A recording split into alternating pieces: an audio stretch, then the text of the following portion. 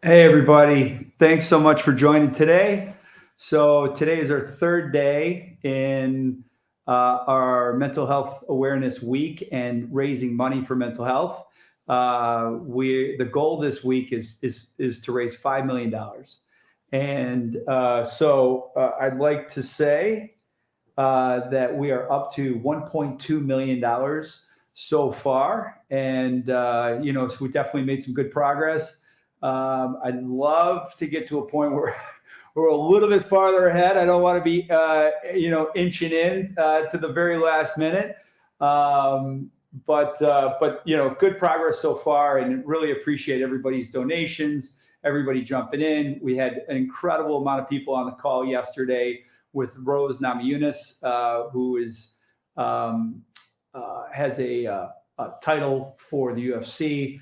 Rose was great, talking about nutrition, and just how she sets her mind every day, with a strong mental health, and how she prepares for the fights, how she, just lives her life, what she's focused on, as far as a belief system. It was really great, and today is really high powered. We have Patrick Cantlay, and Patrick is the number 4 golfer for the PGA Tour.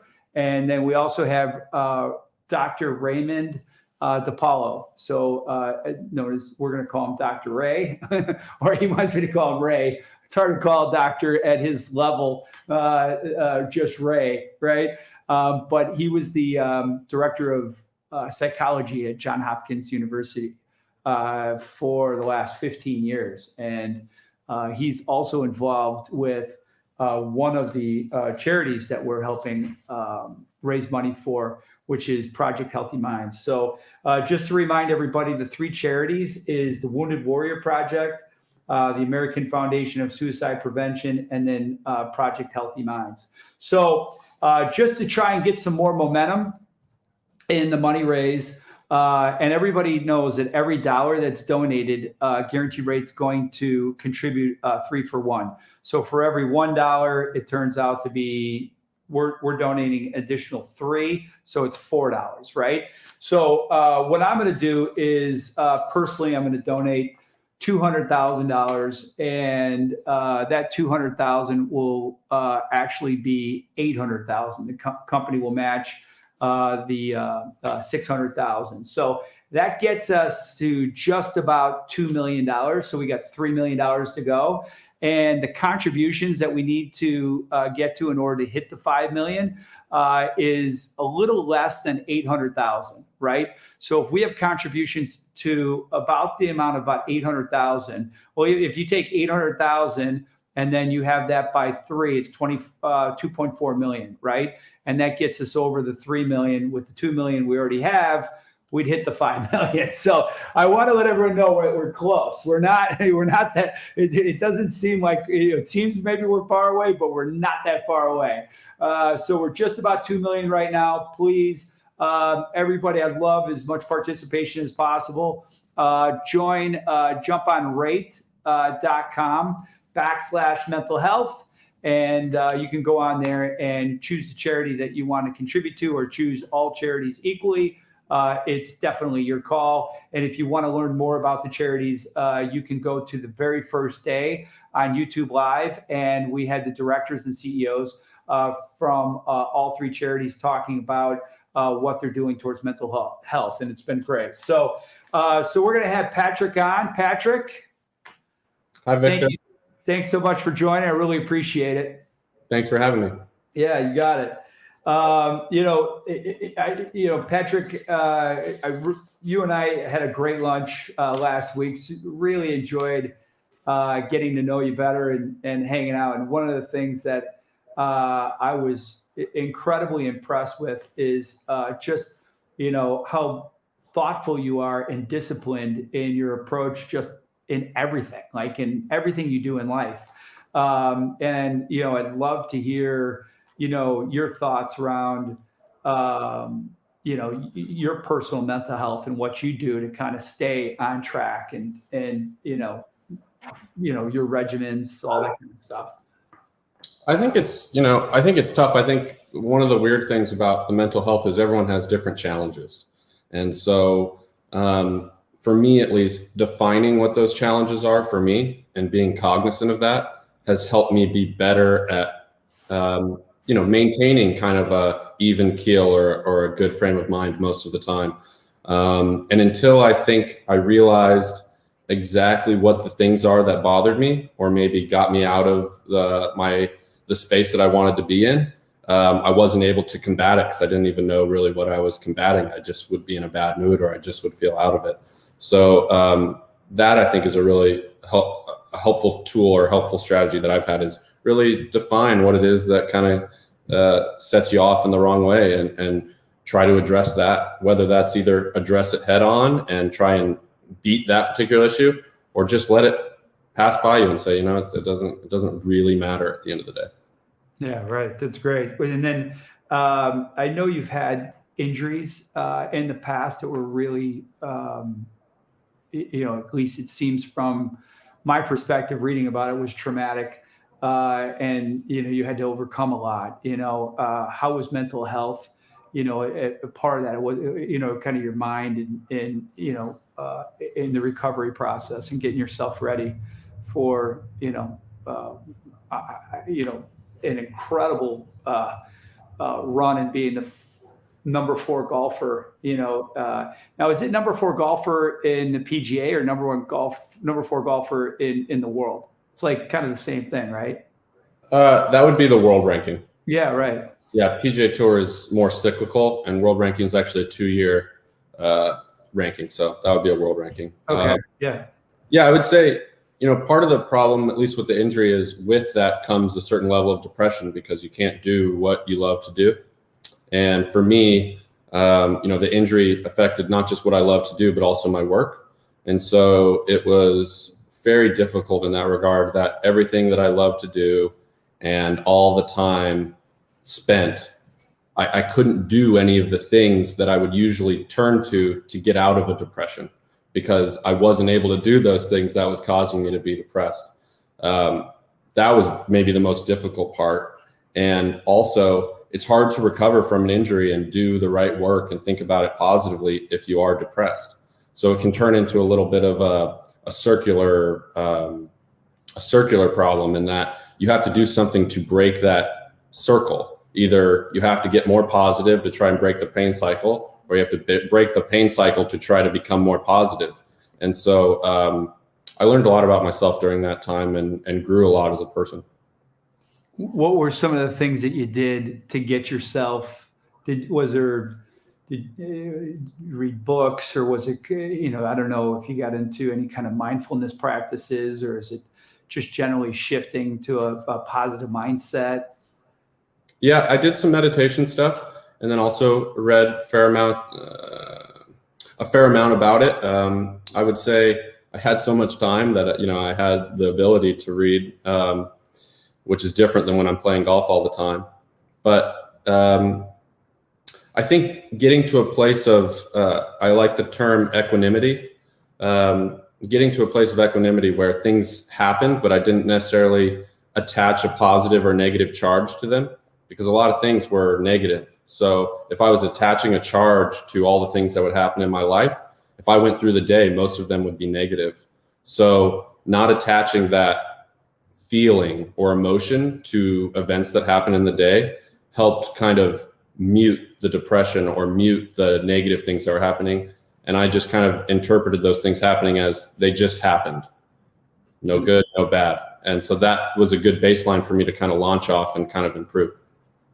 Yeah, it's great. Yeah, I'd say that your unconscious mind that talks to you all the time is a big part of that, is what creates anxiety and everything, is because it's, you're constantly driving and negative thoughts and negative, you're using those negative emotions and driving that. To be able to detach yourself from that just frees yourself from anxiety, depression, negative, Mm-hmm. So, yeah, it's great. How about as far as I know, we want to also talk about just movement, recovery, what you do from, how much that is a part of, your mental health, is exercise, Yeah, I think that's a big part of it. I think, the more I move, the more I sweat, and the more I kind of have something that's challenging my body, I notice I'm less down. I'm more excited about things that happen, and in general, I'm in a better mood. And I can tell if I take 3 or 4 days and don't do all my movement and all my workouts and the right amount of cardio or whatever it would be. I use sauna and cold tub almost every day, and so I notice if I just take 3 or 4 days where I don't do that, there is a little difference in mood. And it's actually funny to me how finicky your mood can be. And until you start defining what it is, the things that kind of tick your mood up into a better place, it's hard. It maybe feels like you're riding along in a boat in the ocean, and you go over these waves and then you come back down and you're not really sure why. But once I've started to figure out that there's a recipe I can use, which is usually cardio, sauna, cold tub, and some time to myself, those are good recipes for kind of getting out of a mini depression. That's great. Yeah, so few people, I would think, and it's going to be interesting to have Dr. DePaulo on, you're taking the necessary steps, as far as to make sure that you're doing what you have to do to put yourself in a good mental position. I'm also a big fan of the sauna, cold plunge, working out every morning, getting a sweat, getting an exercise, and also the exact same thing, and also getting into a peaceful place, having a moment, if it's meditation or even just some relaxation, just chill. Being in the sauna obviously helps, get you those moments. But being able to have that balance for me as well is it allows me to just focus and clear my thoughts, and then be present for the day and just get started. So Yeah, yeah, it's great. So as far as nutrition, I know we talked about this yesterday, and you and I talked about it when we were meeting last week. If you want to just talk a little bit about nutrition being a big part of your mental health and being ready and kind of being fit. Yeah, it's a big part of it too. I think, you can only expect to feel as good as what you're putting in your body. And I think it is as simple as that. And I think a lot of times the tough part with the diets or what you're putting in your body is it takes a long time for it to have a significant impact. You have to eat really clean and good for an extended period of time, weeks or months, before you start to notice, maybe I do feel a little bit better. You're not going to eat clean for a weekend and then all of a sudden think, oh, I should feel great on Monday. And so, it's definitely a challenge, and with as much as I travel, it's difficult, but I think it's something worth doing. That's great. Yeah, I mean, you're covering all the bases. In order to be the number one golfer in the world, you got to check every single box in order to put yourself in the best physical, mental shape in order to be able to, to get there. So it's awesome. Is there anything else you'd like to share before we get Dr. DePaulo on? I think maybe the most important thing that I would touch on or just relate to other people or try to get that info out is that it's just different for everybody. And I've noticed that talking through kind of what is bothering me, either with myself or somebody that I trust, has helped me figure out what the things I can do to work on to improve my mental health is, what those things are, and maybe making those really defined and really clean or really clear. And then after that, working hard on maybe just one or two things to get started. That's getting the ball moving in the right direction. I think sometimes can feel really difficult, but just a little push in the right direction can kind of fuel some momentum. And I noticed that in general, these things take some time and take some accumulating momentum before they pay any dividends. When you're, and the one thing that we always hear, every single person that I like, when they mention your name is like, you're like ice. Like when you're playing, you're just so consistent. It doesn't matter what happens. You have a bad shot, you have a good shot. you sink a long putt, like you just, so, I would guess a huge part of that is all mental, right? And what do you do to kind of put yourself in that position? And what are your thoughts when you're playing a tournament like that? So I think I agree with you that a lot of it is mental. I think the only distinction I would make is that a lot of the prep that I do is on purpose. So my mental strength is not only how I behave in the moment, but also my ability to behave in practice. So designing the right practice and then sticking to it enables me to perform my best when I am in the moment. So it's not necessarily just having the mental strength to behave in the moment.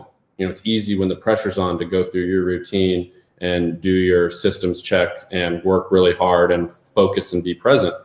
But when it's a random Tuesday, 2 weeks before an event, being able to behave and treat that as similar as possible to when the tournament is on, I think that's one of my strengths. And then that consistency allows me to act normal when the pressure's on. That's cool. That's great. Well, I want to bring Dr. DiPaolo on. Doctor, thanks so much for joining us. Appreciate you being on. And you obviously have an incredible amount of experience in mental health, being the director of psychiatry at Johns Hopkins. Sure. So thanks so much for being with us. Well, listen, thank you for having me. I'm delighted to be here with you and Patrick. I'm a big fan of his. He won a big tournament in Baltimore, where we are, earlier this year, and he was remarkable. And I love what he said so far, by the way. It fits up very well with the schema as we see it, too. Okay, great. Yeah. So I'd love to get your, with all of your experience around mental health and, what are the, key things that you think, people have to do in order to put themselves in the right position for, the right mental health. And well, first off, we, as Patrick already alluded to, everybody has their strengths and weaknesses. And when you look at it that way, and you look mostly at issues of temperament and skill sets, I think it's very important to know your strengths and your weaknesses. But it's actually, if you have to know one or the other, I'd say know your strengths, because that's what you're going to be playing, and you're going to try to play those and not expect yourself to always to be the best in the world at the things you're not good at, right? So that's kind of one part of it. But I think the other part is simply to say, hey, look, I'm a psychiatrist at an ivory tower at Johns Hopkins, and so I treat patients with depression and bipolar disorder, and that's my exclusive focus since 1977. And so I treat people that really have failed. They hadn't failed. I'm sorry, but our treatments have failed, and the practices they had that haven't worked. So I treat the sickest of the sick, but I want you to know that actually, even with those patients, a lot of what you guys have already been talking about fits. I'm running our inpatient unit right now this month, and I'm delighted to be doing it. I love being with my patients. Okay, and I hope I can bring some skill set to them. But the great reward for me is getting to know them. And actually figuring out, I was so pleased with my young medical student today and my resident psychiatrist, because they had figured out what particular thing inspired a particular patient. And it had nothing to do with their illness. It had to do with them and their history. And they figured it out, and they did it with this patient. And I said, now that's personalized medicine. Personalized medicine, we're learning a lot from the genomes. I've done a lot of genetic research, but the genome will never tell us what makes you click, right? So at any rate, again, we need medical treatments for the severest forms of depression, but I can tell you, even when people are on medicine and are well, all the kinds of things that you all have been talking about matter. So I have 2 patients that have been in bed for over a year, and most of the time in many other hospitals, and getting them out of bed and getting them moving is a big thing. And for one fellow who's a physician and brilliant, nonetheless, it's kind of interesting that getting him to play a game of Scrabble with a medical student is what got him out of bed, and it's helping him. Okay. Now it works together with our treatments, our medical treatments. That's one thing. For another patient I have right now as well, for all her life, it seems that exercise, be it competitive tennis, exercising, yoga, meditation have been a huge part of her life. But when she gets too depressed, it doesn't work anymore, right? And so Patrick, I'm sorry, said something to that effect. When you get too depressed, you can't get yourself to do those things you know you ought to be doing. And in some ways, they almost don't work anymore. I do think there are real diseases out there that the kind of depression I treat and bipolar disorder that I treat is a brain disease, but we don't understand it. What we know about it is this much. It's important to know it because we can do some things that help. But we have the brain turns out to be the most complicated machine on the planet. And so we have to learn from many other means other than understanding how the brain produces our mental life. Okay. We can't put that together in a box right now and understand it. But people are doing great work right now in the science side, and that's wonderful. And we're learning how to treat the most severe forms of depression. That's great too, but we also need to remind people that there are things they can do. The people that have the genes for depression are probably 10 times bigger than the number of people who actually have depression, okay? And there's probably things that they do that you all have been talking about, regular exercise, but doing something that matters to you, okay? That means something to you. Gainful employment's good, but employment that is more than just the money you make is really important for people, okay? So whether it's volunteering, like our exercising woman patient does, one of the things that gives her great joy is reading to kids in first and second grade. Okay, so we all need to find that. For me, it's taking care of patients. That gives me great joy. I've done a lot of research, and I find that intellectually very stimulating. But there's nothing that gives me a greater buzz in my life than helping somebody through a bad depression. Because when they're in a bad depression, they don't believe they can be helped. And I know that. So I tell them what we're going to do, and I don't ask them to believe me. I just tell them I want you to hear me. So no matter how deep the hole is, there are things we can do to help.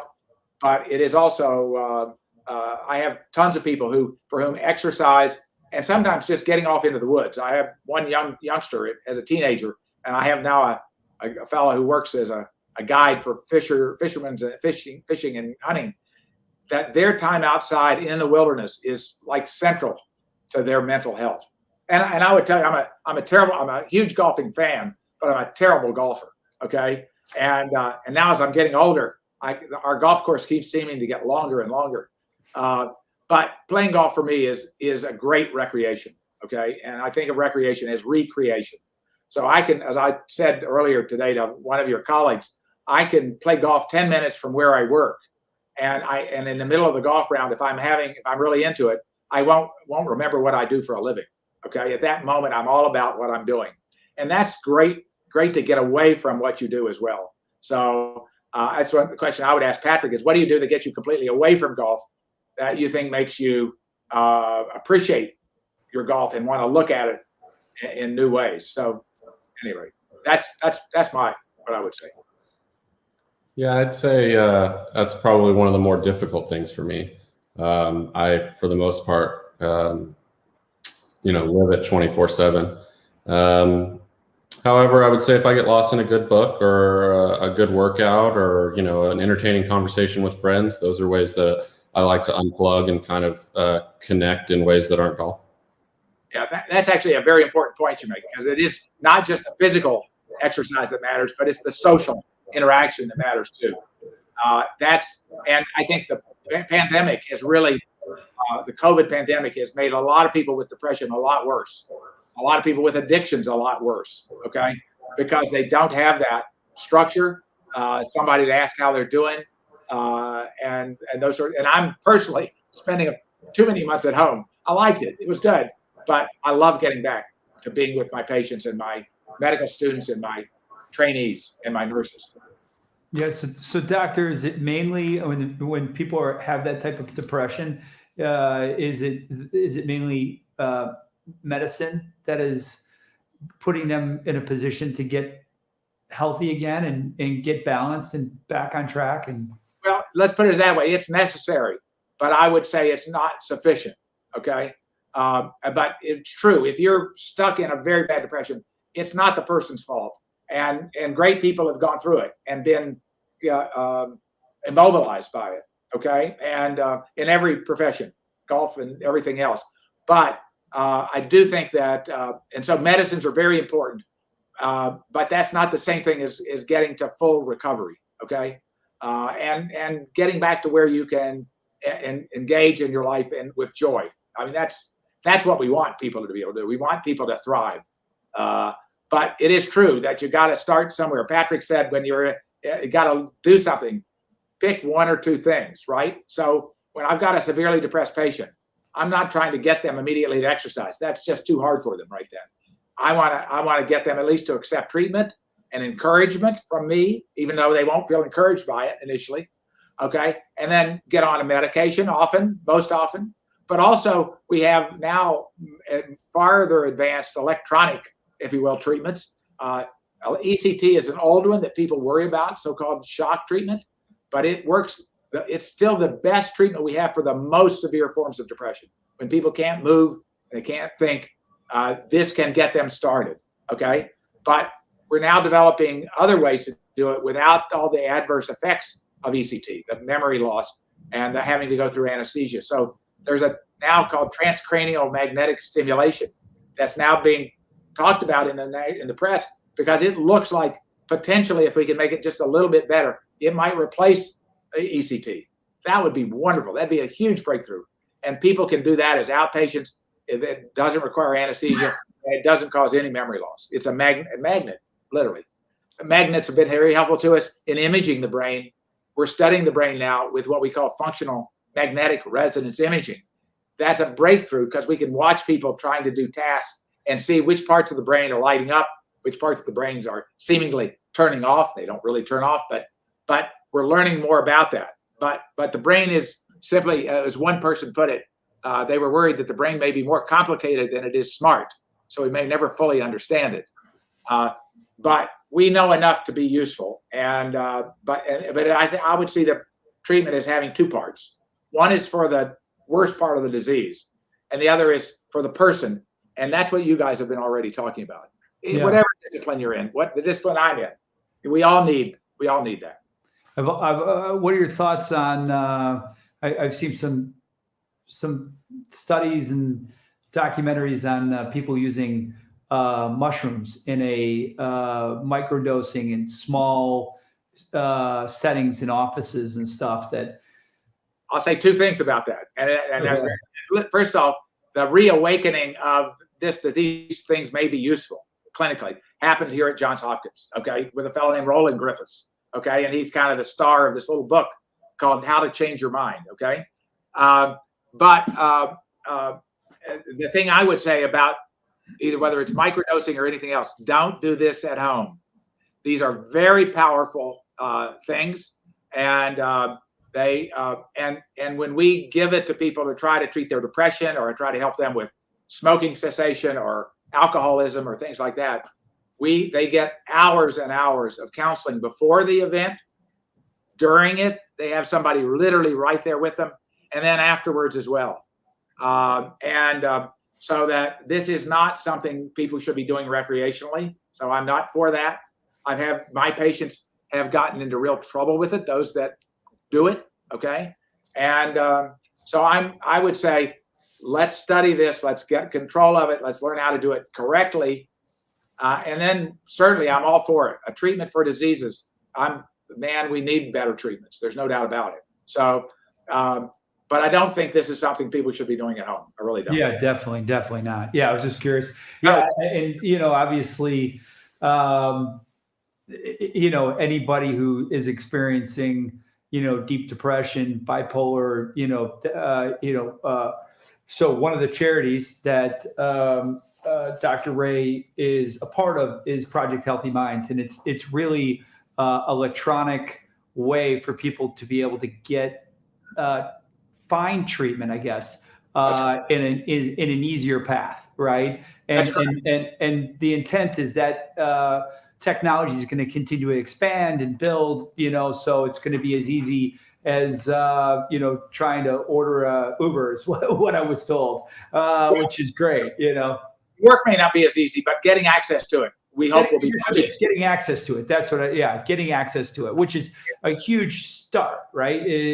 So many people with mental health, from everything we're reading and hearing, is just, there's such a huge percentage that are not doing anything about it, right?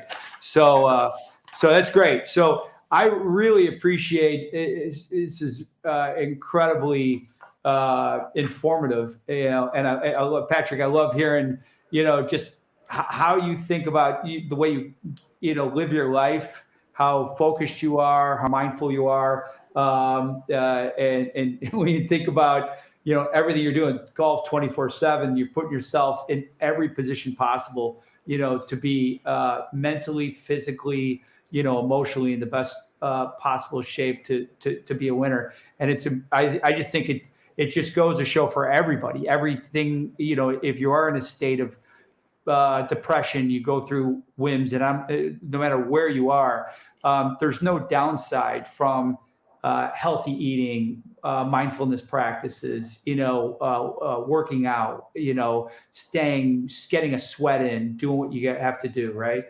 Does that sound right, Doctor?